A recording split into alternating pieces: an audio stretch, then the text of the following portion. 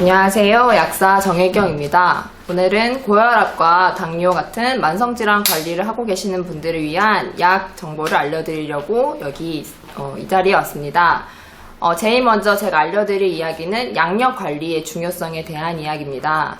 지금 한 군데 병원에서만 고혈압약과 당뇨약을 드시는 분들도 계실 텐데 여러 군데 병원에서 같이 드시는 분들도 있으실 거예요.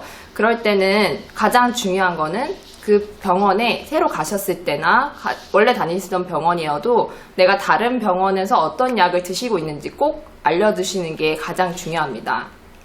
근데 그 약을 어떤 약을 내가 먹고 있는지 좀 알기 힘드실 때는 이렇게 이전 다른 병원에서 처방해주는 이런 처방전 아니면 혹은 약봉투 이런 것들을 모아가지고 보관하셨다가 이걸 들고 다니시면서 다른 병원을 갈 때마다 내가 이런 약을 먹고 있습니다 하고 보여주시는 것이 가장 효과적인 방법입니다. 또한 이렇게 병원에 가실 때뿐만 아니라 약국에서 상담을 하실 때도 내가 어떤 질환을 앓고 있고 어떤 약을 먹고 있는지 아니면 내가 그 질환에 따른 어떤 영양제를 또 내가 추가적으로 먹고 있는지를 한 번에 다 알려주셔야 좀 더 정확하고 안전한 상담이 가능합니다.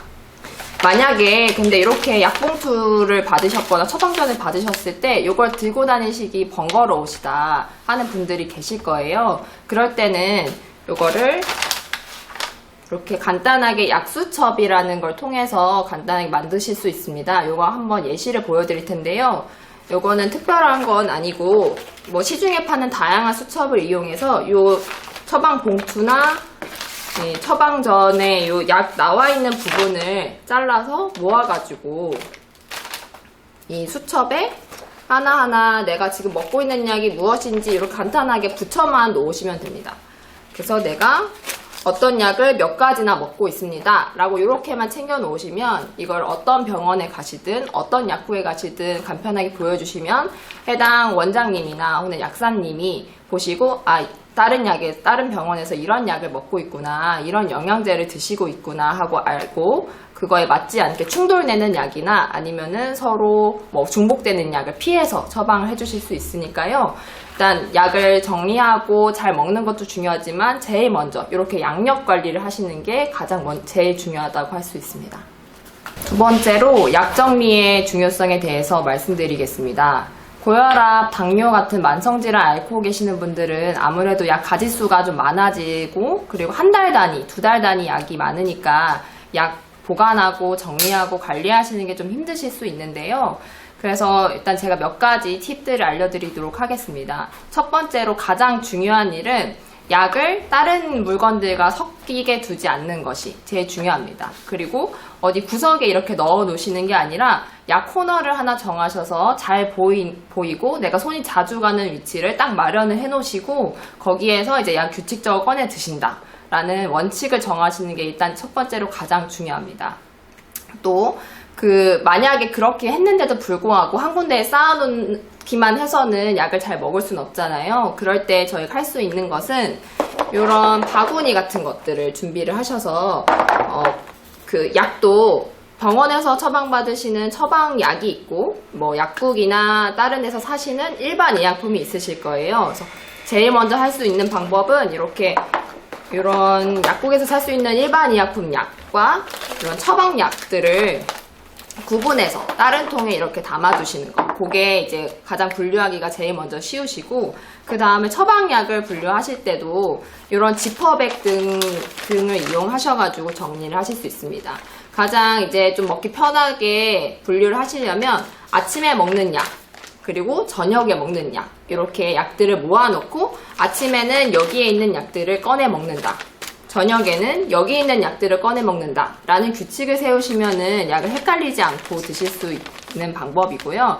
그리고 어떤 분들은 어떤 약은 뭐 3번 먹고 어떤 약은 2번 먹고 헷갈려서 난 아침 저녁 이렇게 나누는 게 좀 나한테는 효과가 없는 것 같다 하시는 분들은 병원별로 나누셔도 됩니다. 이렇게 본인에게 맞는 규칙을 세우셔서 이런 지퍼백에다가 큼직큼직하게 매직펜으로 어떻게 분류하셨는지 써놓으시고 이렇게 담아 놓으시면은 훨씬 깔끔하게 약을 잊지 않고 드실 수가 있습니다.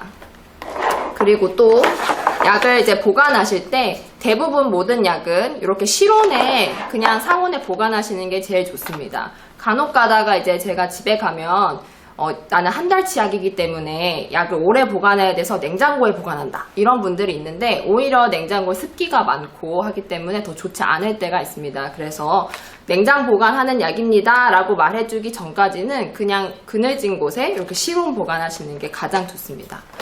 그리고 간혹 가다 이렇게 이런 포장지로 쌓여있는 약들이 있을 거예요. 근데 이거를 그때그때 까먹기 힘들다고 매번 이제 까놓고 보관하시는 분들이 계신데, 이렇게 준 약들은 웬만하면 이 상태로 보관하시다가 그때 먹을 때마다 하나씩 까 드시는 게 좋습니다.